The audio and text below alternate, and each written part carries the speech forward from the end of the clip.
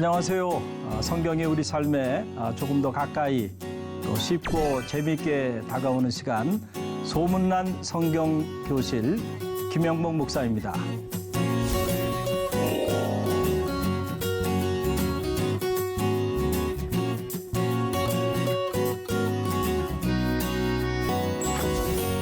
어떻게 여러분 한 주간 행복하셨나요? 오늘 이제 두 번째 시간으로 실제로 예수님께서 행복에 이르는 8가지 길을 우리 가운데 말씀해 주셨는데 그 첫 번째 길이 무엇인지 우리가 함께 생각해 보는 그런 시간을 갖도록 하겠습니다.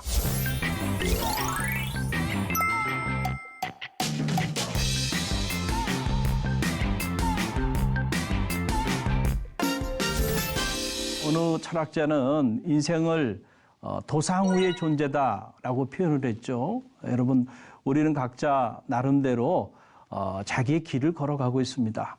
여러분 어떤 길을 걸어가고 있나요? 여러분들이 어디서 어떤 길을 걸어가든지 간에 여러분이 걸어가시는 그 인생의 길이 참 행복했으면 좋겠습니다. 첫 번째 그 예수의 행복은 행복에 이르는 길, 마태복음 5장 3절 말씀이 되겠죠. 마음이 가난한 자는 행복하다.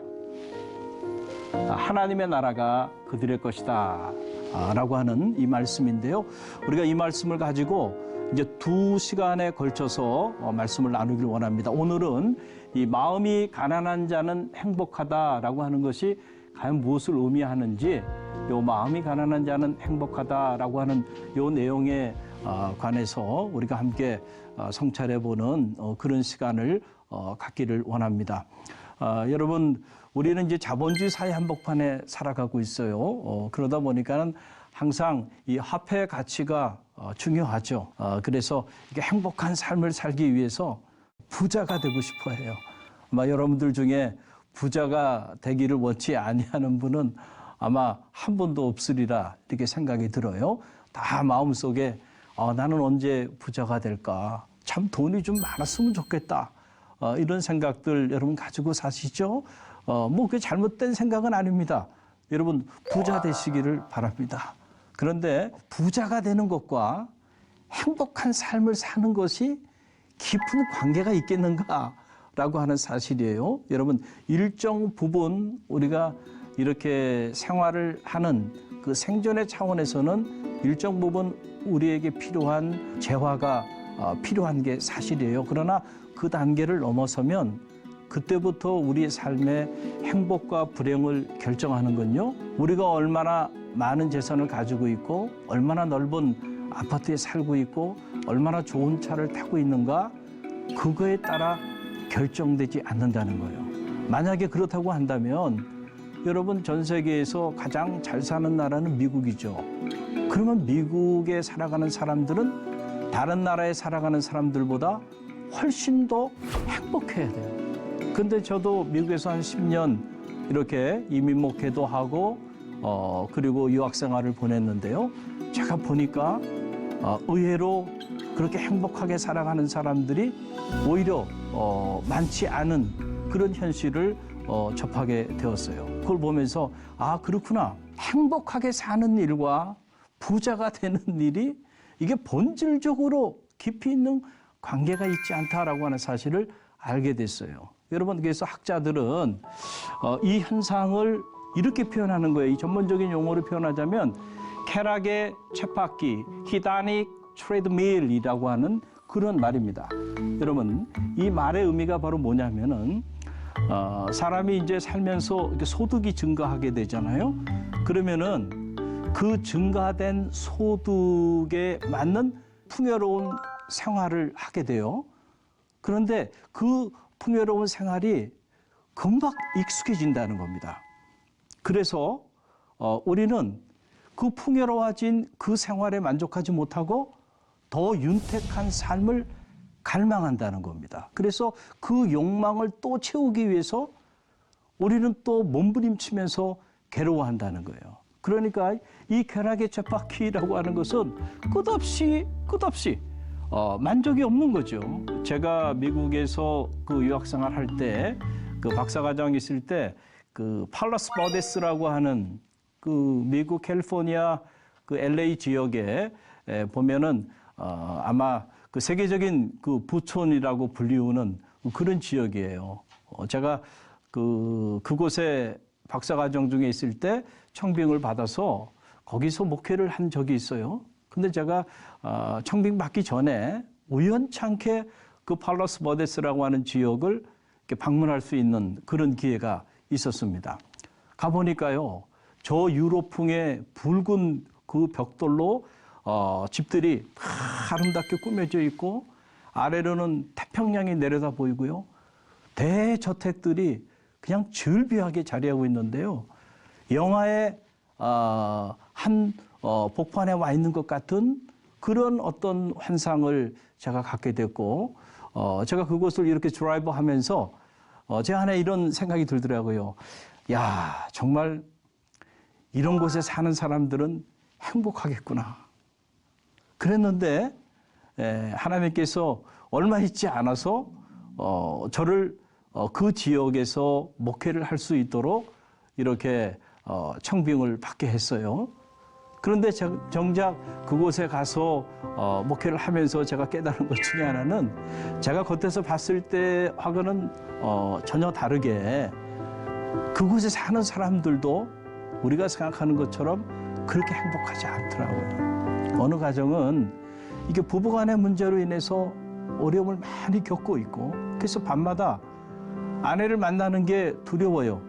그래서 알코올 중독에 걸려서 시간이 나면 저에게 꼭 연락을 해서 함께 좀 했으면 좋겠다. 목사님을 만나지 않으면 제가 또 술 생각이 나서 또 술 먹으러 가게 되는데 저와 함께 좀 시간을 가져줄 수 있겠는가. 그래서 제가 몇 개월 함께 했던 적이 있어요. 참 그 모습을 보면서 많이 배웠고 그리고 남들이 다 부러워하는 그러한 그 세계적인 부촌에 저렇게 아름다운 저택에 사시는데 내면에 들어가 보니까 그런 아픔이 있고요. 고민이 있더라고요. 또 어떤 경우는 자녀의 문제 때문에 어려워하는 분들이 있고 더 제가 충격적이었던 것은 그렇게 잘 살고 있는데도 여전히 경제적인 문제 때문에 고민하고 더 많이 갖지 못한 것 때문에 괴로워하는 모습들을 보면서 아하, 이 히다닉 트레드밀, 쾌락의 쳇바퀴라고 하는 것이 바로 이런 거구나라고 하는 걸 알게 되었습니다. 여러분 보세요. 요즘 그 차 구입하기 어렵죠. 뭐 이런저런 이유 때문에 우리가 이제 원하는 차를 구입하려면 최소한 요즘 보면은 한 1년 정도 이렇게 기다려야 되는 것 같아요. 여러분들이 1년 동안 이제 차를 사기 위해서 신청을 하고 그리고 출고일을 기다리는 거예요. 그런데 여러분들이 출고일이 돼서 차를 여러분들이 이제 구입을 했어요. 근데 구입하자마자 새로운 디자인에 또 새로운 사양의 새로운 차들이 등장하게 되면 한순간에 그 차 때문에 여러분의 마음이 불편해집니다. 여러분 집도 마찬가지더라고요. 그렇게 어렵게 돈을 모아서 정말 꿈의 집을 설계하고 꿈의 집을 짓고 들어갔는데 어떤 사람은 딱 일주일만 행복했다는 얘기 아닙니까? 왜냐하면 그 옆집에 새로운 집을 졌는데 보니까 그 집이 우리 집보다 더 좋은 집을 지었어요.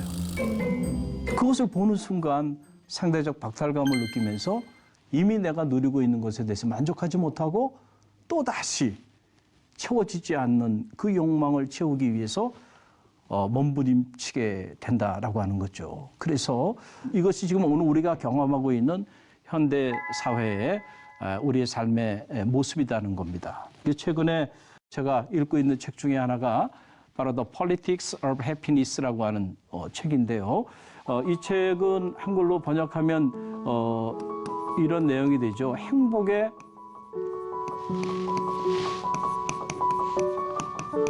정치학이라고 하는 그런 책인데요.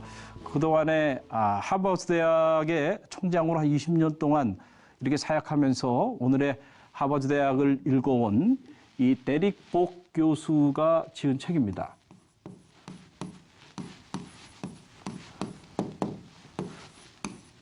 그런데 이 책의 내용을 보면은 이런 내용입니다. 쉽게 말씀드리면은 그동안에 그 부국 광병을 추구했던 전통적인 국가의 정책들이 실제로 국민들의 행복 증진에는 기여하지 못했다는 거죠. 그래서 우리가 흔히 말하는 이제 GNP라고 하는 게 한 국가의 수준을 이렇게 결정하는 거 아닙니까? 이 GNP라고 하는 것이 Gross National Products라고 하는 거죠. 이걸로 국가의 발전 지표를 삼아왔어요. 그런데 이 국민 총 생산이 국민 총 행복을 결정해주고 있지 못하다라는 새로운 깨달음을 갖게 된 거예요. 그래서 새로운 차원의 정치, 국민 행복 시대를 여는 이러한 정치를 해야 한다. 그래서 이 국가의 지표를 발전 지표를 국민총 생산에서 국민총 행복, 그러니까 Gross National Happiness 이걸로 전환해야 한다라고 하는 이런 주장을 하고 있는 겁니다. 예수님은 이미 2000년 전에 국민총 생산이 국민총 행복을 결정할 수 없다라고 하는 것을 예수의 행복론, 행복에 이르는 길에서 우리 가운데 가르쳐 주셨죠. 그래서 행복에 이르는 그 8가지 길, 그 길을 들여다보면 이거는 어떤 물질적인 차원에서 우리에게 행복에 이르는 길을 가르쳐 주신 것이 아니고 오히려 눈에 보이지 않는 우리 손으로 잡을 수 없고 화폐 가치로 판단할 수 없는 이 마음의 실체가 오늘 우리의 행복을 결정한다고 이렇게 말씀해 주셨던 겁니다.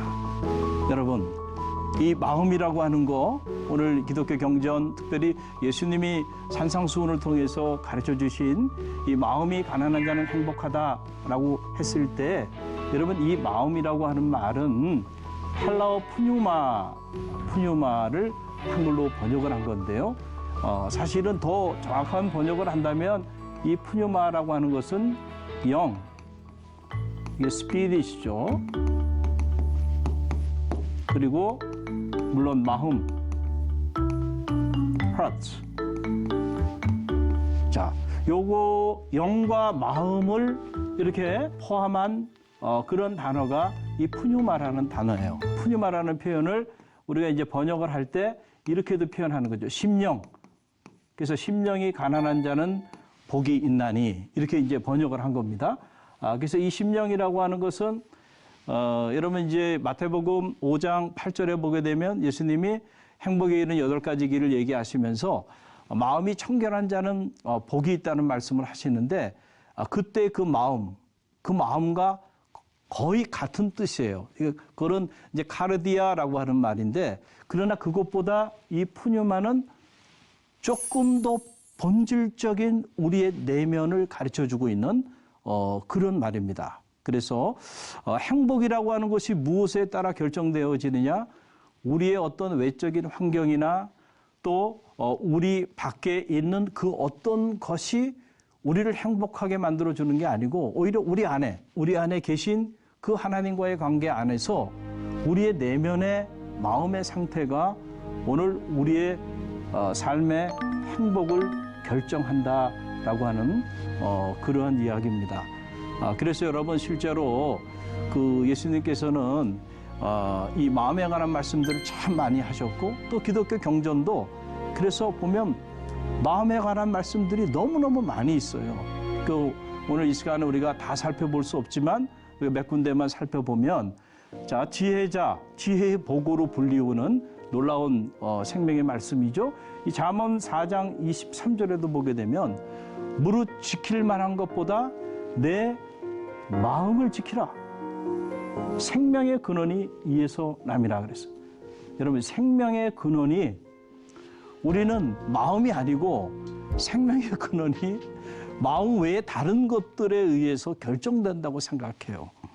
그래서 실제로 우리가 많은 시간과 많은 물질, 많은 에너지를 이 마음이 아닌 다른 것들을 가꾸거나 다른 것들을 취하기 위하여 우리의 많은 시간들을 투자하고 에너지도 투자하고 물질도 투자하면서 살아가고 있죠. 정작 우리의 삶을 행복하게 하는 것은 우리의 마음인데, 저는 여러분이 이 마음의 정원을 가꾸는 그런 지혜가 여러분 가운데 있게 되기를 간절히 바랍니다. 자, 또 잠언 17장 22절 말씀에도 보게 되면, 자, 놀라운 말씀이죠. 마음의 즐거움은 양약이 된다는, 또 심령의 근심은 뼈를 마르게 한다는. 자, 여기서 이 마음과 심령, 이게 다 같은 말이거든요. 같은 말에 대한 반복인데, 자, 보세요. 우리가 이제 건강해지기 위해서 많은 사람들이 요즘은 시간을 정해놓고 운동도 하고, 또 개인이 운동하는 것도 충분하지 않아서 이렇게 또 트레이너를 옆에 두고 많은 물질을 이렇게 투자하면서 건강관리를 하죠. 그런데 여러분, 정말로 여러분들이 건강한 삶을 살고 싶다고 한다면 여러분의 마음을 잘 관리하십시오. 아무리 여러분이 시간을 정해놓고 그렇게 운동을 하셔도요, 여러분의 마음에 근심이 가득하면요, 그 근심이 여러분의 뼈를 상하게 한다니까요. 한번 생각해 보세요. 사람의 뼈가 상하는데 오장육부인들 여러분 건강할 수 있겠어요? 그래서 우리가 우리의 마음의 정원을 가꾸는 일이 이것이 얼마나 중요한가. 양약 중에 최고의 양약은요, 마음의 즐거움을 갖는 겁니다. 그래서 우리 옛말에도 그런 말이 있잖아요. 세상 만사 뭐 먹기 나름이라 그래요? 마음 먹기에 달려있다. 그래서 오늘 우리의 마음의 상태에 따라서 우리가 행복할 수도 있지만은 그러나 불행할 수도 있다라고 하는 그런 이야기입니다. 자, 그러면은 자, 예수님이 말씀해 주시는 그런 마음, 어떤 마음? 이 가난한 마음이죠. 이 가난한 마음을 가진 자들이 행복하다는 건데, 그럼 이 가난한 마음이라고 하는 것은 뭘까요? 여러분, 이 가난한 마음은 우리가 이제 두 가지로 나눠 생각할 수 있어요. 하나는 이 가난한 마음은 우리의 모든 육체의 욕망을 비우는 것에서 시작합니다. 비우는 것이고, 그리고 비웠으면 둘째는 이제 채우는 것입니다. 채우는 것. 자, 기독교의 영성과 불교의 영성이 여기서 차이가 나요. 불교의 영성은 비우는 것에만 초점을 맞춰요. 그런데 기독교는 비운 다음에 채워야 합니다. 여러분, 이 비우는 것과 채우는 것, 이것이 바로 뭐냐면은 케노시스라는 거예요. 조금 어려운 단어일 수 있는데요. 이걸 케노시스라고 말을 해요. 이거 뭐냐면은 예수님은 하나님과 본체시잖아요. 그런데 자기를 다 비우시고 인간의 삶의 자리 가운데 특별히 말구유에 탄생하셨어요. 바로 그 사건을 신학적으로 표현한 용어가 바로 이게 케노시스라고 하는 그러한 용어인데요. 자, 그 주님의 마음을 우리 가운데 드러내 보여준 그 사건이 바로 이 케노시스의 사건이다. 우리가 이제 흔히들 신학적으로 그렇게 표현을 하는 거예요. 그래서 우리 그리스도인들이 품어야 하는 가난한 마음, 그것은 곧 주님의 마음인데, 그 주님의 마음은 어떤 마음인가? 자기를 비우고 그 안에 하나님의 마음을 채우는 마음, 바로 그 마음이에요. 그래서 우리 그리스도인들이 믿음의 길을 걸어가면서 우리 내면에 채워야 하는 마음, 바로 그 마음을 품어야 한다. 사도 바울이 일찍이 이것을 알았어요. 그래서 사도 바울이 빌립보 교우들을 향해서 로마의 감옥에 갇혀 있음에도 불구하고 감옥 밖에 있는 빌립보 교우들을 향하여 빌립보서 2장 5절로 7절 말씀 안에서 이런 엄청난 말씀을 주신 거예요. 너희 안에 이 마음을 품어라. 곧 그리스도 예수의 마음이니 그는 근본 하나님의 본체시나 하나님과 동등됨을 취할 것으로 여기지 아니하고 오히려 자기를 비워 종의 형체를 가지사 사람들과 같이 되셨고 그랬어요. 여러분, 이 주님의 마음을 우리가 선으로 표현한다면 이런 겁니다. 자, 보세요. 지금 주님은 하나님과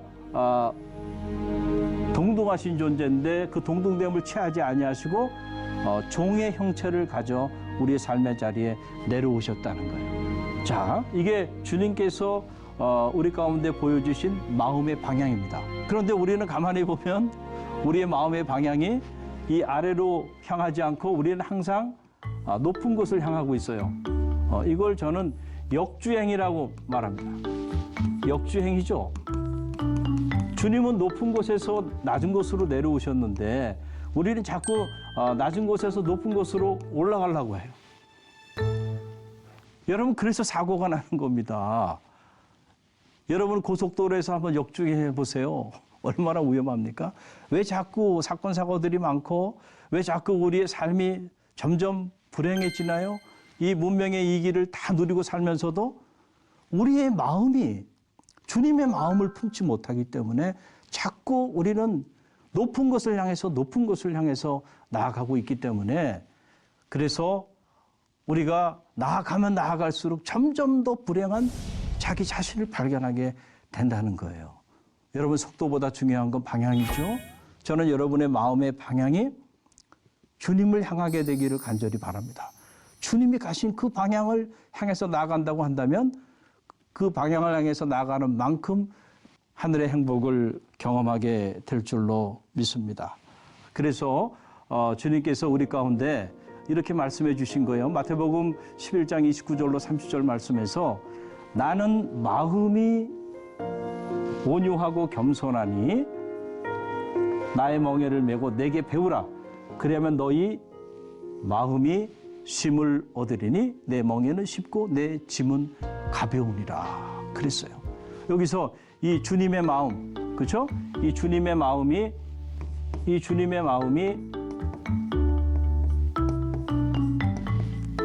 자, 이 주님의 마음이 바로 어떤 마음이에요? 겸손한 마음이에요. 자, 겸손한 마음인데 이 겸손한 마음을 우리가 배우지 않으면 쉼을 얻을 수가 없다는 거예요. 자, 그러면 이 겸손한 마음은 어디를 향하는 마음이에요? 높은 곳을 향하는 마음이 아니고 낮은 곳을 향하는 마음이다라고 하는 그러한 사실입니다. 여러분, 이게 토마스 아켐푸스라고 하는 그 15세기 공동 형제 단의 수사로 있었던 분인데 이분이 유명한 책을 한 권 썼는데요. 그 책이 바로 뭐냐면 그리스도를 본받아라고 하는 책이에요. 그 책에서 유명한 말씀을 우리 가운데 남겼어요. 우리가 성경 66권을 다 애운다 하더라도 그리고 성삼위 일체의 비밀을 다 안다 할지라도 주님의 마음, 그리스도의 마음을 품지 않는다고 한다면 그 모든 것이 다 무슨 소용이 있겠는가라고 하는 그런 이야기입니다. 저는 바라기는 여러분들이 신앙생활 하시면서 주님의 마음을 품고자 하는 열망, 그리고 주님의 마음을 품고자 하는 그런 노력이 여러분 가운데 있게 되기를 간절히 바랍니다. 그럴 때 행복은 여러분의 삶의 자리에 놀랍게 임하게 될 것입니다. 오늘 강의 유익했다고 한다면 여러분들이 많은 이들에게 널리 알려주시고요. 또 강의를 들으면서 이 소문난 성경 교실 강의를 들으시면서 여러분들이 궁금한 사항이 있다고 한다면 언제든지 여러분 유튜브 그 채널 밑에 댓글을 남겨주시면은 그럼 여러분에게 그 질문에 대한 답을 해드리도록 그렇게 하겠습니다. 다음 시간에는 하나님의 나라에 관해서 우리가 함께 성찰해보는 그런 시간을 갖도록 하겠습니다. 여러분, 아무쪼록 또 한 주간 마음관리 잘 하시고요. 주님 안에서 행복한 그런 시간을 보내시기를 바랍니다. 우리 다음 주에 뵙겠습니다. 감사합니다.